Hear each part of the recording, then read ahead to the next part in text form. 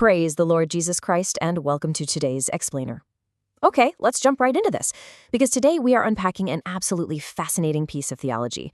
We're going to systematically break down a highly complex, deeply symbolic sermon from Pastor Elvis that focuses heavily on end times prophecy. Now, if you've ever tried reading the book of Revelation, you know firsthand that it is just packed with intense apocalyptic imagery that can honestly be a little tough to decode. But the source material we're looking at today offers a brilliantly structured, scripturally cross-referenced map to understanding these mysteries. We are going to explore the profound identities behind the symbols, the timeline of ultimate judgment, and the absolute climax of biblical prophecy.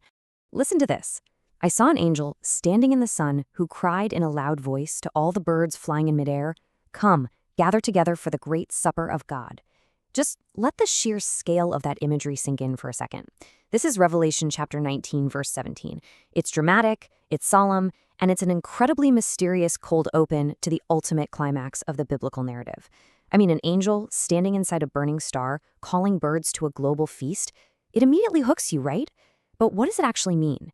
If we look at this through a purely literal lens, it sounds almost like science fiction, but as we know, theology rarely operates purely on the literal level.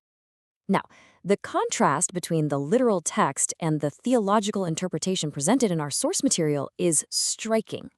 The sermon argues that to really understand Revelation, we have to decode its symbols using the rest of the Bible. According to this teaching, the sun in this passage is absolutely not a literal burning ball of gas out in space. Instead, it's a profound, consistent biblical symbol representing the nation of Israel. And the angel standing in the sun, well, that's interpreted as the specific guardian angel assigned by God to watch over and protect Israel.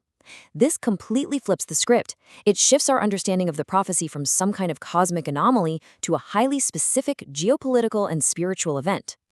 And this isn't just a random guess. The argument actually builds chronologically throughout scriptural history. The speaker traces it all the way back to Genesis 37.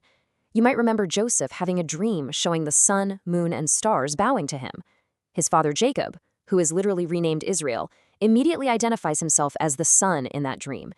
Centuries later, around 1000 BC, Psalm 19 speaks of God setting up a tabernacle, or a tent, for the sun, which the sermon connects directly to God dwelling with the Israelites. Finally, jumping way ahead to Revelation chapter 12, a woman representing Israel is described as being clothed in the sun. It's like a giant puzzle coming together, brilliantly illustrating the foundation of the pastor's argument. In biblical prophecy, the sun equals Israel. So if the sun is Israel, who exactly are the antagonists in this apocalyptic narrative? Well, the sermon points to two primary entities. First, you have the beast, also referred to in the source as the Masihi Virodi, which translates to the Antichrist. Second, you have his right-hand figure, the false prophet.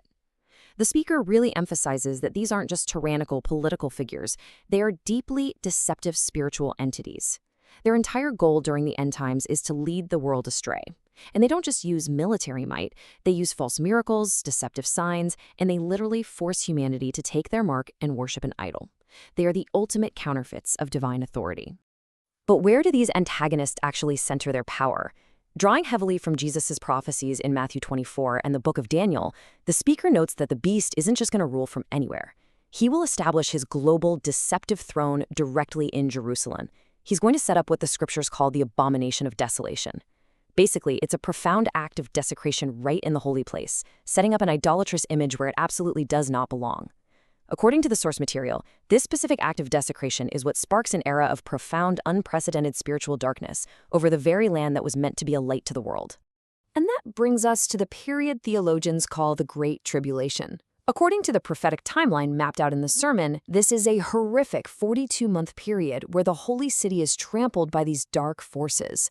The beast exerts total control and demands global worship. But honestly, worse than the political takeover is the spiritual persecution.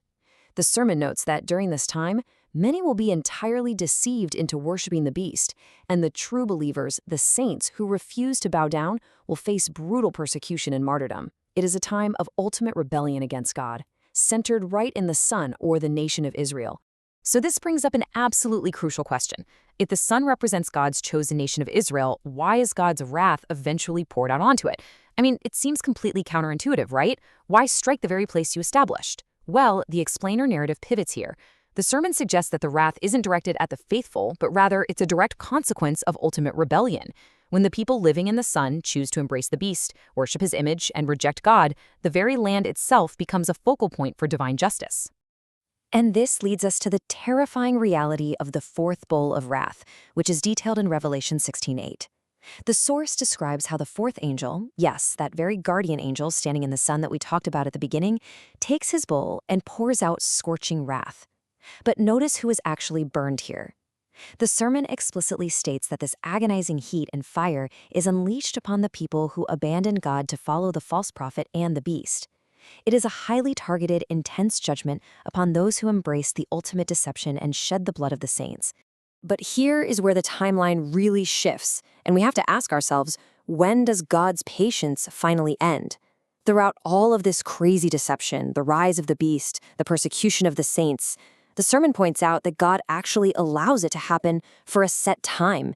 He watches, the guardian angel waits, the forces of darkness are seemingly allowed to gather all their strength and commit their atrocities. So why the delay? This striking question forces us to look at the incredible tension between divine patience and ultimate final judgment.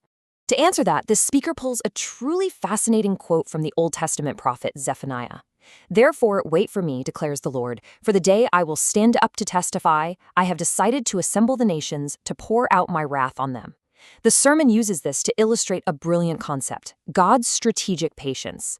The idea here is that God is intentionally holding back. He's allowing the forces of evil, the demonic spirits, the beast, the rebellious armies of the earth, to fully gather in one place and fully expose their wickedness before making his final, decisive strike. It's essentially a divine trap. God is literally letting the enemy do all the logistical work of gathering in one place, just to be defeated. And that strategic patience leads directly to this absolute climax. Picture this. On one side, you have the total gathering of earthly, rebellious armies, totally deceived by demonic spirits, converging on Israel to fight against God. They think they have the upper hand. But on the other side, you have the triumphant, unstoppable arrival of the heavenly army. The sermon describes Jesus Christ descending on a white horse. But he's no longer arriving as a suffering servant. He is a conquering king, followed by the armies of heaven. It is the ultimate showdown between the corrupted forces of earth and the pure, overwhelming power of heaven. Which brings us full circle back to that mysterious call to the birds we started with. According to the source, this isn't just some random, gruesome detail. It's a direct fulfillment of Ezekiel chapter 39.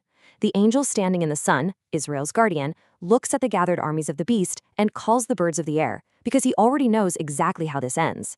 The Great Supper of God is decoded as a powerful metaphor for the complete, total, and instant destruction of the enemy forces on the mountains of Israel. The battle is over before it even really begins. The earthly armies are just utterly decimated. The execution of this final judgment unfolds in 3 rapid, distinct steps based on Revelation 19. First, the primary antagonists, the beast and the false prophet, are immediately captured.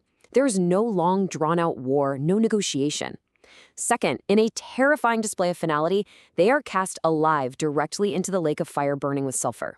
Their deceptive reign is permanently ended. Finally, step 3. The remaining earthly kings and armies who followed them are defeated by the sword coming from the mouth of the rider on the horse, which symbolizes the ultimate authoritative word of Christ. It is a complete and incredibly satisfying resolution to the whole narrative arc. Now, take a deep breath, because amidst all this heavy, apocalyptic judgment, the sermon offers a massive, comforting caveat. The faithful bride is prepared, protected, and completely spared from wrath.